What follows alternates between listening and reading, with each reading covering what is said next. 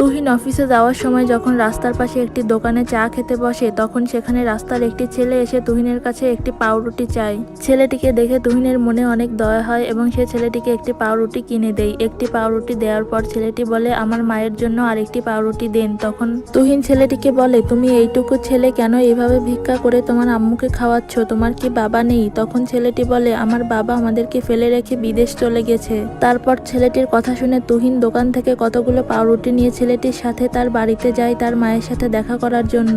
ছেলেটির সাথে তার বাড়িতে গিয়ে তুহিন তার মায়ের সাথে কথা বলে তাকে অনেকগুলো পাউরুটি দেয় এবং তাকে সাহায্য করার আশ্বাস দেয়। এর ভিতরে ছেলেটি একটি ছবি এনে তুহিনকে দেখায় আর বলে এটা নাকি তার বাবা। তুহিন ছবি দেখে সাথে সাথে একজনকে ফোন করে আসতে বলে। সেই লোকটি আসার পরে তুহিন তাকে বলে, দেখো তো তোমার ছেলেকে চিনতে পারো কিনা। তখন সেই লোকটি তার ছেলেকে অস্বীকার করে, কিন্তু সবাই যখন তাকে বলতে থাকে তখন সবার চাপে পড়ে সে তার ছেলেকে স্বীকার করতে বাধ্য হয় আর স্ত্রীর কাছে ক্ষমা চায়।